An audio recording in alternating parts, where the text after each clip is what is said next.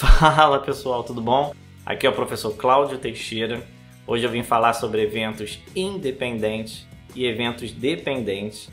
Vou falar sobre a diferença entre eles, lógico, além do nome, mas do ponto de vista probabilístico. Qual é a diferença entre um e outro na hora de calcular a probabilidade deles acontecerem, ok? Então, para você não perder os próximos vídeos, se você ainda não é inscrito no canal, se inscreve e dá aquela força pra gente, ok? Então, bora pra aula!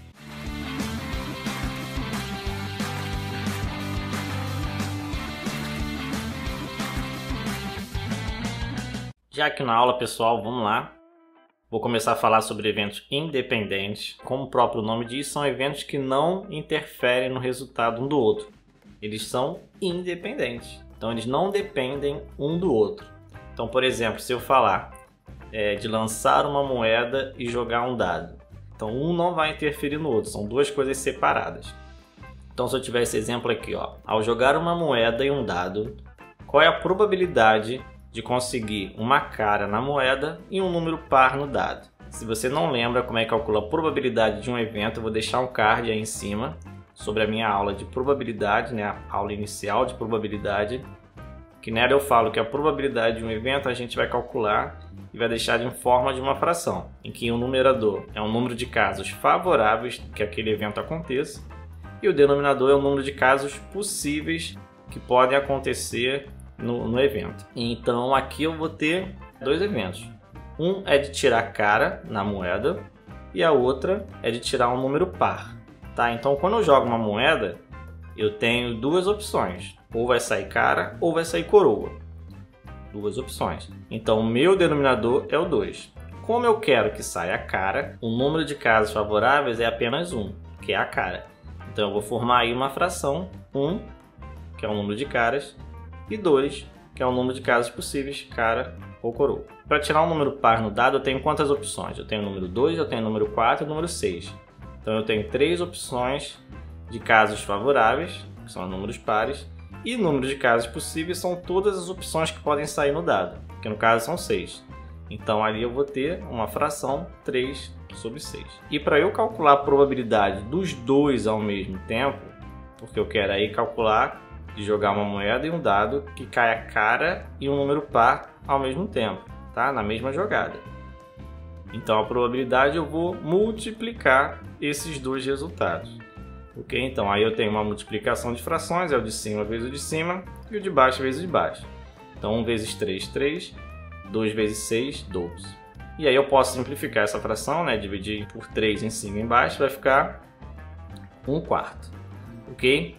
Isso quer dizer que se eu fizer 4 tentativas, né, lançar uma moeda e um dado ao mesmo tempo, se eu fizer isso 4 vezes, uma delas vai acontecer isso, tá? De grosso modo, tá? Pode ser que não aconteça, pode ser que aconteça mais, mas probabilisticamente, pelo menos uma entre 4, isso vai acontecer, tá? Então eu separei agora um outro exercício, né, um outro exemplo de eventos independentes. Vamos a ele. O João foi fazer um teste de 2 questões de múltipla escolha, cada uma com 4 alternativas, né? Seria um A, B, C, D. João não estudou e teve que chutar as 2 questões. Qual é a probabilidade dele ter acertado o teste todo? Então, novamente, a probabilidade vai ser número de casos favoráveis em cima e número de casos possíveis embaixo. E vou pensar o seguinte.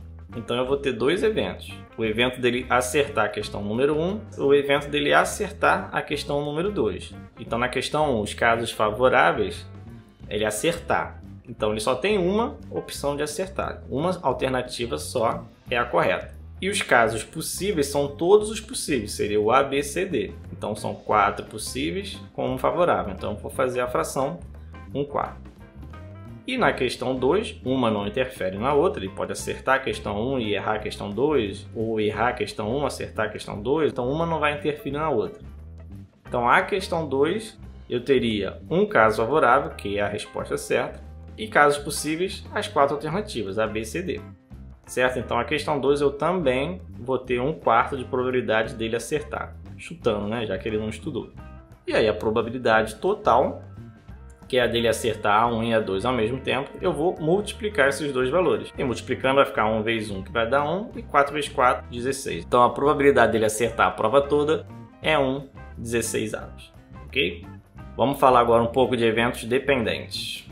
Então, como o próprio nome diz, eles são dependentes. Então, aí os resultados eles vão depender um do outro. Um resultado de um evento vai afetar o resultado do outro. Ok? Então, por exemplo, eu separei aqui sortear 2 números de uma urna sem reposição. Ou seja, eu vou sortear e não vou devolver o número para aquela urna. O exemplo que eu separei é esse aqui. Foram colocados em uma urna papéis com os números de 1 a 20. Serão sorteados sem olhar, isso quer dizer que todos têm a mesma chance de acontecer, 2 números dessa urna e sem reposição. Não vou devolver para a urna, vou pegar e vou deixar do lado de fora e depois sortear o segundo.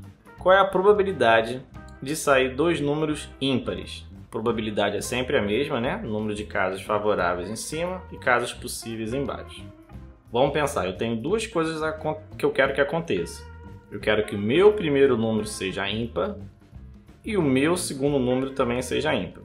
Então a primeira coisa que a gente tem que fazer é saber quantos casos favoráveis aí eu tenho. Então eu tenho que contar quantos números ímpares tem entre o 1 e o 20. Eu botei ele aqui separados, né? Tem 1, 3, 5, 7, 9, 11, 13, 15, 17 e 19. Então eu tenho aí 10 números ímpares. Então eu tenho 10 casos favoráveis, ok? São todos os números ímpares. Os casos possíveis são todos os que podem acontecer, que são 20, que seria o número do 1 ao 20. Então eu vou montar a fração 10 sobre 20, ok? Que são 10 ímpares sobre os 20 possíveis.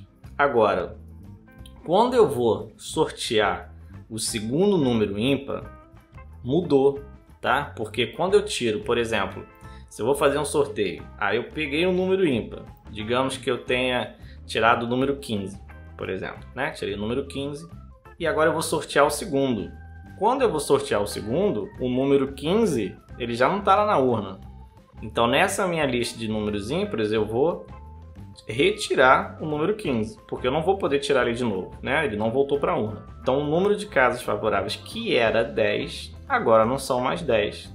São só 9, porque eu tenho que retirar o 15. E o número de casos possíveis também mudou, porque agora eu não tenho mais 20. Como eu tirei 1, são só 19. Então agora a fração de probabilidade vai ser 9, que são os 9 números ímpares, e 19, que são os 19 números restantes na minha urna. E agora, para calcular a probabilidade, eu vou multiplicar esses 2 números. Então 10 vezes 9, 90. 20 vezes 19, 380. Então se eu dividir por 10 aí em cima e embaixo, vai ficar 9 sobre 38. Então essa é a diferença básica entre eventos independentes e eventos dependentes.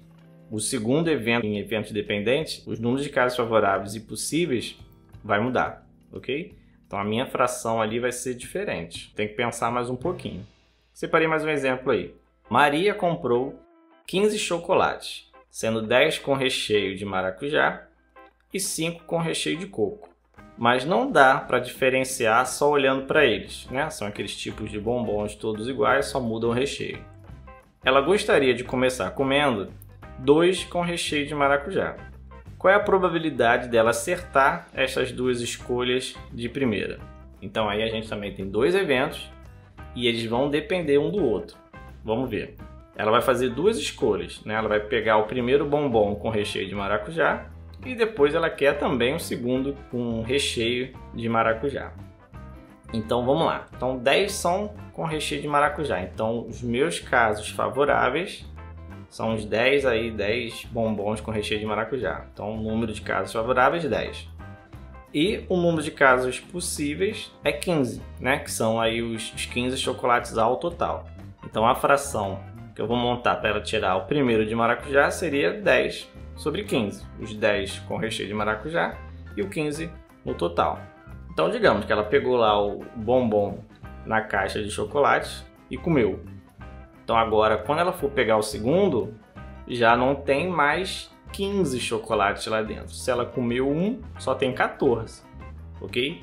E como ela pegou o primeiro de maracujá, agora também não vão ter 10 com recheio de maracujá, porque ela já comeu um, vão sobrar só 9. Então, para a segunda escolha de maracujá, a fração vai ser 9 sobre 14. Tá? 9 porque ela comeu um de maracujá e 14 porque dos 15 ela comeu um. E para eu calcular a probabilidade, vou multiplicar essas duas frações aí. Então 10 vezes 9, 90. 15 vezes 14, 210. E aí eu posso simplificar essa fração, posso simplificar por 30, tá? Então 90 por 30 vai dar 3. E 210 dividido por 30 vai dar 7, ok? O que é importante a gente saber também em probabilidade que a resposta final tem que ser um resultado sempre entre 0 e 1, tá? Não se esqueçam. Se você achar um número fora desse intervalo, refaça suas contas porque tem alguma coisa errada. Então essa aula fica por aqui, eu espero ter ajudado vocês. Compartilhe aí com aquele amigo que está desesperado em matemática e até a próxima, ok? Valeu, pessoal. Fui!